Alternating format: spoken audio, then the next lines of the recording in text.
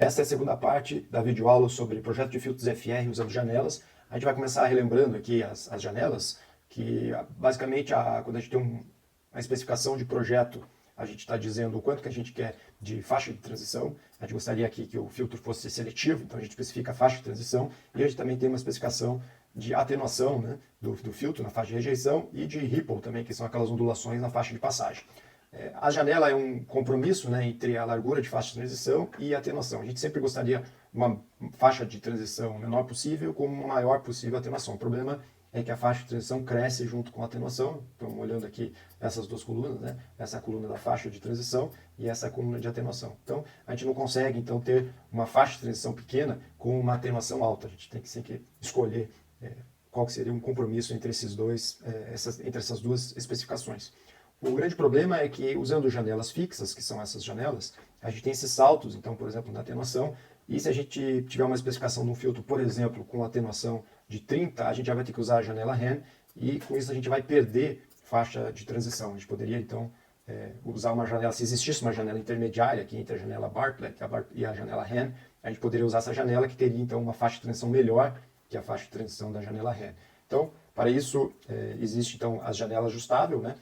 A gente vai usar a janela ajustável, que é a chamada de janela Kaiser, que é possível, então, um ajuste fino entre essas duas características, e para isso vai ter um parâmetro, que é chamado parâmetro beta, onde a gente vai poder ajustar esse compromisso entre largura de faixa de transição e atenuação na faixa de rejeição. Então, é uma janela que foi feita através de experimentos, é uma relação empírica, onde o beta, então, é dado por essa forma, e a gente tem que achar, dependendo da atenuação, a gente acha o beta. Depois de achar o beta, a gente determina a ordem do filtro e implementa, então, a janela Kaiser, que tem uma expressão aí que envolve funções de Bessel, mas a gente vai usar já as funções prontas aí da biblioteca do SciPy. Então, aqui é uma ilustração do que acontece com a janela conforme a gente vai variando o beta. Então, para beta igual a zero, a janela se comporta igual a uma janela retangular. Conforme a gente vai aumentando o beta, então aqui 5 e aqui 8, a janela vai ficando cada vez mais suave. E com isso a gente muda, ao mesmo tempo que a atenuação, a faixa de transição. Então, aqui são as várias janelas, a atenuação que ela oferece, né? Várias janelas para uma ordem fixa e variando o beta. Então aqui a gente vê que para beta igual a zero, a gente tem uma faixa de transição bem curta. A faixa de transição, basicamente a largura do lóbulo principal. Conforme a gente aumenta o beta, a gente ganha em atenuação. Então aqui já o beta igual a 5, a gente tem essa atenuação. O beta igual a 8, a gente tem essa atenuação, mas a gente vai perdendo então a largura de faixa de transição. Quer dizer, vai ficando pior, o filtro vai ficando menos seletivo. E uma maneira de interpretar a janela Kaiser é que a gente consegue aproximar as outras janelas variando o beta na janela Kaiser. Então é como se a gente tivesse uma transição contínua entre as janelas, sempre variando a atenuação e a faixa de transição. Então a gente conseguiria esse ajuste mais fino. O projeto de filtro usando janela Kaiser é semelhante, aliás, ao projeto de filtro usando janela fixa. A diferença é que na hora de, em vez de escolher a janela, a gente vai determinar o beta e a ordem do filtro pelas expressões, aquelas expressões anteriores, e depois é igual, né? A gente tem que montar a resposta ao impulso ideal, multiplicar pela janela, aqui ela já é ideal deslocada, multiplicar pela janela e verificar se o filtro atende às especificações. Então, vamos ver o mesmo exemplo anterior, com janela fixa, mas agora a gente vai usar a janela Kaiser. Então, basicamente, o início aqui é idêntico. E, finalmente, na hora de determinar o beta, então, seria substituir o A, que seria esse atenuação, né, da faixa de rejeição, e a largura de faixa de transição nas expressões. São essas expressões, tanto para o beta quanto para o M, e a gente obtém, então, esses valores, o beta 4.528, o M igual a 59. A gente, então, incrementa o M por 1 para obter um filtro do tipo 1 e monta, então, a resposta impulso ideal e depois a resposta impulso multiplicando pela janela. A gente vai agora para o Python aqui ver o exemplo desse tipo de filtro.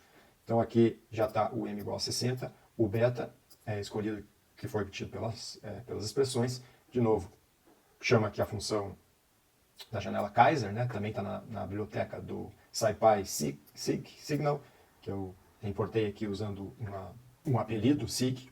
E essa parte aqui é plotar a resposta em frequência e as especificações no gráfico para facilitar a gente ver se está atendendo às especificações. Então vamos rodar. Então aqui a gente tem a resposta em frequência. Vamos dar o zoom aqui nas faixas, aqui o zoom no ganho da faixa de passagem. Então dá para ver que essas barras aqui são as especificações, dá para ver que a amplitude está dentro aqui das especificações que seria o aceito para essa aplicação. Aqui já inicia a faixa de transição, então a amplitude aqui cruza a faixa de transição dentro da especificação, entra na faixa de transição, lembrando que a faixa de transição é uma faixa que a gente basicamente aceita, né, qualquer ganho, mas ele normalmente varia, obviamente, de uma faixa para outra aqui de uma maneira monotônica. E aqui vamos então para a faixa de rejeição para ver se o filtro está atendendo às especificações. Então aqui a gente consegue, dando um zoom, ver que de fato ele está atendendo às especificações. Ele entra aqui na faixa de rejeição já dentro com uma amplitude já igual a amplitude aceitável.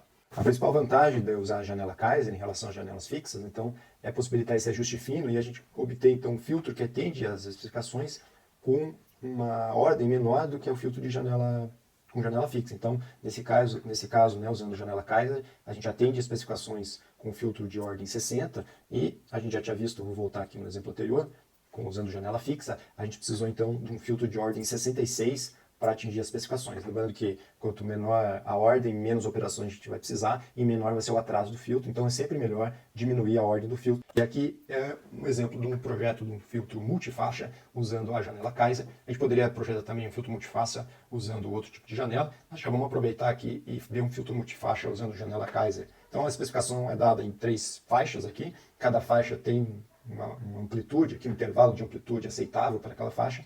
Então, para a faixa que vai de 0 até 0.2π, a gente aceita amplitudes menores do que 0.02.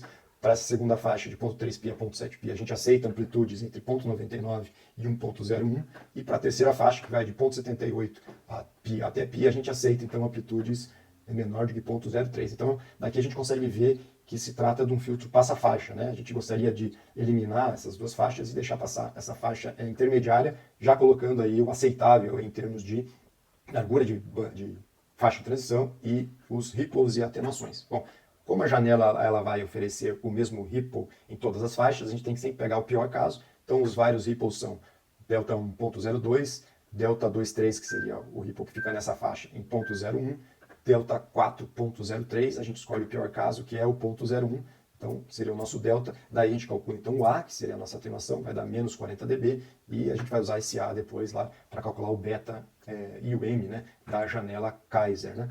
As faixas de transição, a mesma coisa, a gente tem que pegar o pior caso, que seria a faixa de transição mais estreita, então a primeira transição aqui entre 0.3π e 0.2π dá 0.1π, com já a frequência de corte, que vamos escolher bem no meio. A segunda faixa de transição, 0.7 a 0.74, tem uma largura de 0.08π com a frequência de corte, né, que seria a metade dessa faixa de transição, em 0.74π. A gente escolhe como delta ômega, também a faixa de transição mais crítica, 0.08π.